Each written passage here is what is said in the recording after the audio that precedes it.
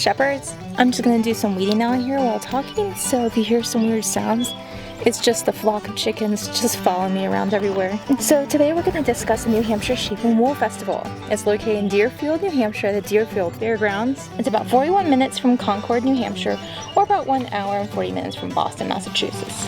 This fair is held every year over Mother's Day weekend, Saturday and Sunday. Saturday, the festival is open at 9 a.m. and runs to 5 p.m. and 9 to 4 on Sunday. Admission is a flat $10 for everyone with the exception of children 12 and under. They're free. So on into the gist of it. There was some mild traffic on the way to this year's Sheep and Wool Festival. It was a really busy weekend for New Hampshire. There were so many wonderful festivals going on at the same time, as well as Mother's Day events and luncheons. That being said, we arrived by noonish to the show, but there's still parking spots available. Parking is free, and it was a short stroll to the ticket booth. The lines were fast and we got in short order. After grabbing a quick map, it's time to get started. This Wool Festival grounds covers around 100 acres of land, featuring a sheep herding field, several vendor barns, a fleece barn, and many tents hosting an array of food, goods, and livestock getting ready to strut their stuff. There are over 90 shops, as well as live demonstrations, hands-on classes, and meetups all going on throughout this weekend. They really pack it in. But what about the environment? Each fiber festival has its character or theme that tends to pop up. For some, it's the maker-creator focus. For others, it may be more consumer-focused or finished products, or even a food and wine focus.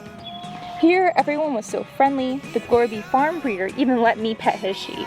I still get a bit embarrassed taking pictures though, but it was so nice. She's such a beauty. One of the things I see here that I haven't seen at other sheep and wool festivals are the producer-focused vendors and activity opportunities. This year, I didn't sign up for any of the classes, and I wanted to see more of the demonstrations that I missed out on last year, but I ended up watching the sheep herding event and chatting with breeders. So I mismanaged my time, and I missed out on some of the talks and lectures I wanted to see. It happens, but I did get to meet some amazing sheep. And people, but sheep. Oh, and noodle necks. Now let's talk about the animals. Fiber animals are distributed throughout the barns, and in this tent we have a bunch of lambs that are nicely groomed and coated.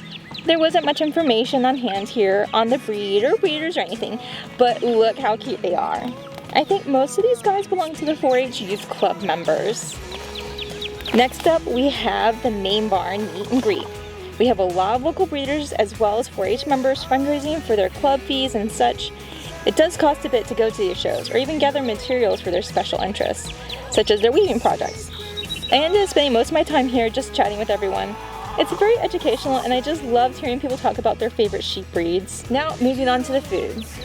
Wi-Fi can be a bit iffy here, and that's country life for you. There's an on-site ATM, but it always helps to have cash on hand, especially when it comes to buying food. The price points were pretty typical for a festival. I ended up buying a soda for $2 and expect to spend anywhere from $5 to $10 per item. We have your classic festival food of funnel cakes, lemonade, ice cream, and more. I even spotted some poutine with Vermont cheese curds. The only thing is that the food and drinks started to sell out by mid-afternoon, so if you have particular food needs, it might be helpful to bring some snacks to the event. Next up, shopping. There was so much selection. I picked up a foam pad and a book of felt projects. There was a wide selection of yarn, roving, as well as take-home projects. A shy friend of mine picked up this hamster pack. I thought it was super cute. When it comes to buying fleece, we have some high-end coated sheep where the shepherds give the sheep jackets to protect their wool from hay, sun bleaching, or brush.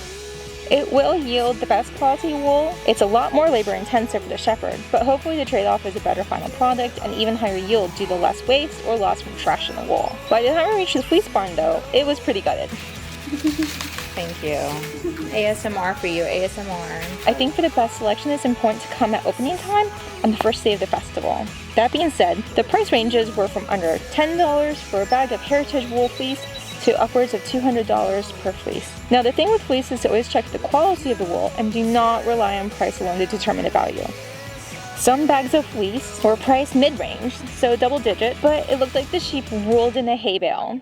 Workable, but sometimes there's some hidden mats, pine bedding, or even moths in these bags. The festival here does a really good job at screening the fleeces in the barn, but not all vendors are educated or well-intentioned. So the bags here are open, and this is to encourage everyone to touch the product, feel the handle of the locks of wool, look at the luster here, or crimp there. Fiber arts is such a tactile trade. It's okay to touch. And if someone says don't touch, red flag, right there. I wanted to point out how this breeder had a card showing an example of washed versus unwashed locks. To me, it shows empathy to the consumer and helps the buyer get a better picture of the dramatic effect a good scour can do to wool. So if you're looking for that fun fiber fix and are looking forward to painting some of the wooliest, the fluffiest, and the cutest faces, this bunny is super funny. He kept on spinning around and the breeder kept on rotating the stand so I could take a picture of his face, but he just kept on spinning and giving me his bum. It was pretty cute. This festival is a fun balance of animals, shopping, fun, and food. Did you guys get to go? And if not, what fun-filled fiber festivals are you planning on going to? Thank you, don't forget to like, subscribe, and until next time, stay soft, my woolly buddies.